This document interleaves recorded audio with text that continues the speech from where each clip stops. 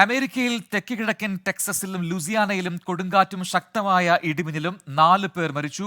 വൈദ്യുതി വിതരണം തകരാറിലായതോടെ 10 ലക്ഷത്തിലധികം പേർ ഇരുട്ടിലായെന്നാണ് വാർത്ത. മധു കൊട്ടാരക്കര നൽകും ഏറ്റവും പുതിയ വിവരങ്ങൾ ന്യൂജേഴ്സിയിൽ നിന്നും. മധു, ഏതൊക്കെ മേഖലകളിലാണ് കനത്ത നാശനഷ്ടങ്ങൾ ഉണ്ടായിട്ടുള്ളത്? എന്താണ് ഏറ്റവും പുതിയ അപ്ഡേറ്റുകൾ?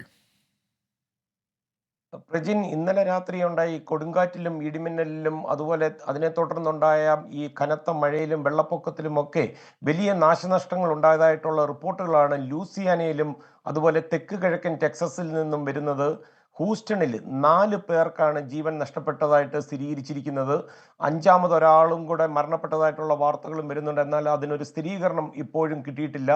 മണിക്കൂറിൽ 78 മൈൽ വേഗതയിൽ വീശിയടിച്ച ഈ കാറ്റിൽ മരങ്ങളൊക്കെ കടപുഴകി, അതുപോലെ ബഹുനില കെട്ടിടങ്ങളുടെ ജനലുകളൊക്കെ തകർന്നു. ഇതോടൊപ്പം ഈ വൈദ്യുത വിതരണവും താറുമാറായതോടുകൂടി 10 ലക്ഷത്തിലധികം പേരാണ് ഇപ്പോൾ ഇരുട്ടിലായിരിക്കുന്നെന്നുള്ള വാർത്തകൾ വരുന്നത്. പല സ്ഥലങ്ങളിലും ജനങ്ങൾ ഭവനങ്ങളിൽ നിന്ന് പുറത്തിറങ്ങരുതെന്നുള്ള മുന്നറിയിപ്പ് അധികൃതർ ഇന്നലെ മുതൽ തന്നെ നൽകിയിട്ടുണ്ട്.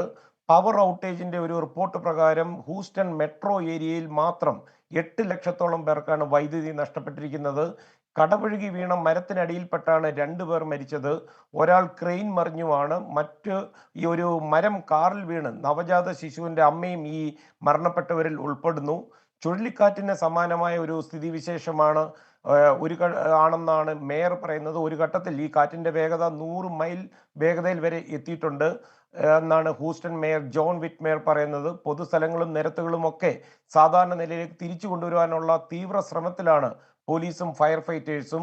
ടെക്സാസ് പബ്ലിക് യൂട്ടിലിറ്റി കമ്മീഷന്റെ സഹായത്തോടെ ഈ പവർ പോയതും ഈ വൈദ്യുതി പോയതും ഒക്കെ തിരിച്ചു കൊണ്ടുവരാനുള്ള ശ്രമങ്ങൾ തുടങ്ങിയതായിട്ട് ഗവർണർ ഗ്രെഗ് അബോട്ടും പറഞ്ഞു. പ്രജിൻ, ശരി. മധു കൊട്ടാരക്കരയാണ് ന്യൂജേഴ്സിയിൽ നിന്ന് വിശദാംശങ്ങൾ നൽകിയത്.